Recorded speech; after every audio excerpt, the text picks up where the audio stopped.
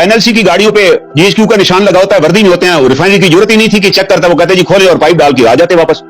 उसने कैलकुलेट किया तो पता चला 2 करोड़ की रोजाना ऑयल की चोरी हो रही है। उस मेजर साहब ने जाके रेड किया, उन्हें बंदे अरेस्ट किए इंटीरियर सीन में जहां जहां उनकी गाड़ियां खड़ी होती थी, और सारे बंदे अरेस्ट करके उन्हें एफआईआर दर्ज कराई। उसके बाद वो जो ऑयल माफिया था, मेरे साहब को नहीं पता था ऑयल माफिया का कि कितना बड़ा, उस पर प्रेशर आया, उसने कहा मैंने एफआईआर दे दी है, इसमें जो एनएलसी के अफसर हैं उनके खिलाफ भी मैंने दे दिया, जो जीएसयू पकड़े गए उनके खिलाफ भी दे दिए गए। तो इतने में डीजी एनएलसी थे मेजर जनरल जहीर, उन्होंने एनएलसी हेडक्वार्टर विजिट किया, उन्होंने कराची में, उन्होंने बताया कि सर ये हो रहा है, यहाँ ऑयल चोरी हो रहा है रोजाना 2 करोड़ का, और ये जो गाड़ियां खरीदी गई है इसमें भी गलत इनवाइसेस दी गई हैं, हर गाड़ी में गवर्नमेंट को 20-20 लाख का नुकसान हुआ। तो उन्होंने कहा मैं कार्रवाई करूंगा। तो कुछ दिन जब कार्रवाई नहीं हुई तो उनको पता चला एक और उन्होंने कोई वहां जुर्म किया, तो उसको बताने के लिए वो फौरन पिंडी आए और डीजी एनएलसी को जाकर मिले कि सर ये एक नई कार्रवाई वहां पर हो गई है। डीजी एनएलसी ने देखा और उसने कहा कि साथ अपने अफसर को भेजा कि आप इसके साथ कराची जाओ, वहां से एविडेंस कलेक्ट करो, हम कार्रवाई करेंगे। वो जैसे ही एयरपोर्ट पे उतरे और बाहर निकले तो वो जो 7 अफसर था उसने उसको अरेस्ट कर लिया, उसके सर के ऊपर ब्लाइंड फोल्ड किया, उसे ब्लाइंड फोल्ड उसको लापता कर दिया मेजर को, और नतीजतन मेजर साहब को ले जाके अपने किसी सेल में डाला। उसको इतना टार्चर किया गया कि तुम्हें जब बता दिया गया था कि तुमने इस पे बस एफआईआर करा दिया, अब आराम करो, why you went to the DG, DG नहीं बंदे भेजे थे साहब, और उसमें उसको इतना टार्चर किया गया कि ही लॉस्ट हिज सेंसेस, और इतनी क्रिटिकल कंडीशन में फिर जब उन्हें देखा कि ये तो बंदा, पहले प्राइवेट किसी हॉस्पिटल में दिखाया, उसने भी जवाब दे दिया कि ये तो मर जाएगा, उन्हें जाके पीएनएस शिफा में उसे दाखिल कर दिया, वहां उन्हें देखा कि क्रिटिकल कंडीशन में है। और चंद दिन गुजरे, जब उसने थोड़ी सेंसेस गेन की तो उसने अपनी फैमिली को बताया कि जी मैं तो यहां पड़ा, उसकी बीवी वहां पहुंच गई। उसने फिर एक लेटर लिखा कि मेरे खामद के साथ ये क्यों हुआ है। तो आप हैरान होंगे कि कोर कमांडर कराची जो पार्ट था इस पूरी गेम का, उसने सीओएमपी को कहा कि इसको जाके हॉस्पिटल से उठा लो। सीओएमपी ने कहा कि सर वो हॉस्पिटल में दाखिल है, मैं कैसे उठा सकता हूँ। साहब कौन सा कोर कमांडर? ये एहसन सलीम हयात साहब थे, वाइस चीफ जो बाद में बने।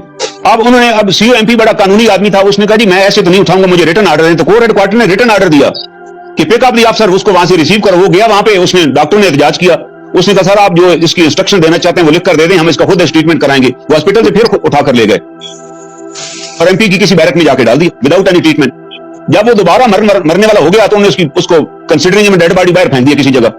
और अल्टीमेटली वो जो सिपाही फेंकने गए थे ना, उनमें से किसी सिपाही ने दोबारा एनएलसी से रब्ता किया, वहां उसकी फैमिली का एड्रेस लिया, उसकी मिसेस को जाके बताया कि आपका मियां तो वहां पड़ा हुआ। वो फिर बेचारी आई, उठाकर ले गई और उठा के अपने गांव लोधरा चली गई। उसने वहां जाकर उसका ट्रीटमेंट करवाया और जब वो बेचारा रिकवर हुआ, अभी तक ही वह दिन शाख, उसने कहा जी फौज फौरन रिस्पॉन्ड करेगी। जैसे ही रिकवर हुआ उसने फिर दोबारा आर्मी चीफ और अपने इसको खत लिखा एजी को कि जनाब मेरे साथ ये सलूक हुआ और मैं घर में मर रहा हूं। तो जनाब दोबारा एजेंसी एक्टिवेट हुई, लोधरा में उसके घर पे रेड किया, फादर इन लॉ के घर पे, उसको फिर उठाकर ले आए और फिर लाके किसी सेल में डाल दिया।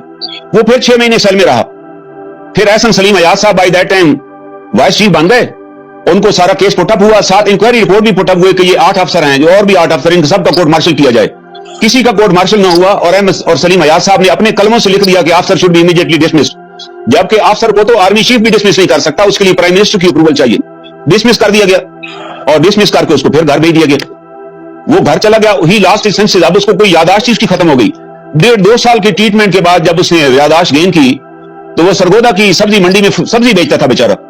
मेरा उसने एक प्रोग्राम सुना हामिद मीर के साथ टीवी पे, जिसमें मैंने कहा it is the mind set of a general. जब एक जर्नैल फैसला करता है तो बाकी जर्नैल फिर सारी जिंदगी उस फैसले को इंप्लीमेंट कराते रहते हैं, उस फैसले से पीछे नहीं हटते। जो फैसले मुशर्रफ कर गए, ये बाद में उसके successor they will follow the decisions of Musharraf, चाहे सारे जहन्नम में चले जाएं, they will never bother this thing. तो उसने वो मेरा प्रोग्राम सुना, वो मेरे पास पिंडी आ गया और अपने मुझे उसने डॉक्यूमेंट सारे दिखाए। मैंने कहा तुम दोबारा कराची जाओ, लोग भूल चुके होंगे, तुम वहां से जाके पीएनएस शिफा से और एमपी की यूनिट से सारा रिकॉर्ड इकट्ठा करो। वो सारा रिकॉर्ड लेकर आ गया। मैंने यहाँ 2015 में रिट दायर की और वो जस्टिस एक जस्टिस उस जमाने में जस्टिस जफरुल्लाह खान खाकवानी साहब, वो 9 बजे सुबह आते थे, वो 9:30 बजे अंदर से कोर्ट से निकले, चैम्बर से, उन्हें पूरी मेरी पिटीशन पढ़ी और पढ़ के बड़े हैरान हुए कि दिस इज हैपनिंग, ये सर्विंग अफसर के साथ यार ये सलूक हो गया। मैं सर डॉक्यूमेंट लगे हुए, उन्हें फौरन नोटिस जारी किया कि इनसे कमेंट्स मांगे कि तहरीरी जवाब जमा कराएं। आप अंदाजा लगाएं, जफरुल्लाह खाकवानी साहब को चंद महीने बाद नॉट कंफर्म करके घर भेज दिया गया। और इसलिए घर भेजा गया कि यार आपने क्या जरूरत थी आपको नोटिस जारी करने की, आप कह देते कि यार आप 3 साल बाद आप आए, मैं केस ही नहीं सुनता। आज 2023 हो चुका है, 8 साल हो चुके हैं, वो केस लगता है कोर्ट के अंदर, लेकिन ऊपर से क्योंकि चीफ जस्टिस बैठे हुए अमीर हुसैन भट्टी साहब, वो आर्मी का कोई केस हो तो इंस्ट्रक्शन आ जाती है जज साहबान को, जज साहबान मदद कर लेते हैं कि हम बाद में सुनेंगे इस केस को।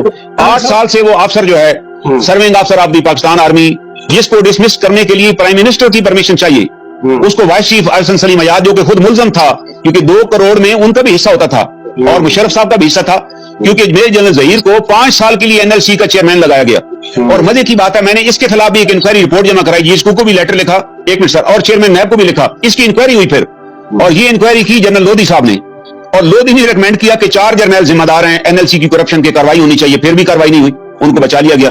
چیئرمین نیب نے بھی کرنل صاحب ہمیں تو ایک بڑی کلیئر بات سمجھ آ گئی آپ کے اس بیانیے سے. پہلے یہ چھپے چھپے ہوتے تھے, اب یہ کھل کے آ گیا کہ نہ یہ فوج کی جو ہائی کمانڈ ہے اور یہ نہ یہ فیسسٹ ہے, ٹوٹلیٹیرین ہے, ایک ظالم ہے, ایک قبضہ گروپ ہے, لیکن یہ اس سے بڑھ کر ان کی کرپشن کی حد انتہا یہ ہے کہ یہ اپنے بھائیوں کو جو کہ ان کے ساتھ پیٹی بند بھائی ہیں, اگر وہ ان کے خلاف آواز اٹھاتے ہیں تو یہ ان کو بھی نہیں چھوڑیں گے. تو میں آج کی نشست اگر آپ اجازت دیں ادھر پوز کروں گا. ہم اگلے ہفتے آ کے نا اسپیسیفک کیسز سے آگے بڑھ کے آپ سے رائے ہم لینا چاہتے ہیں.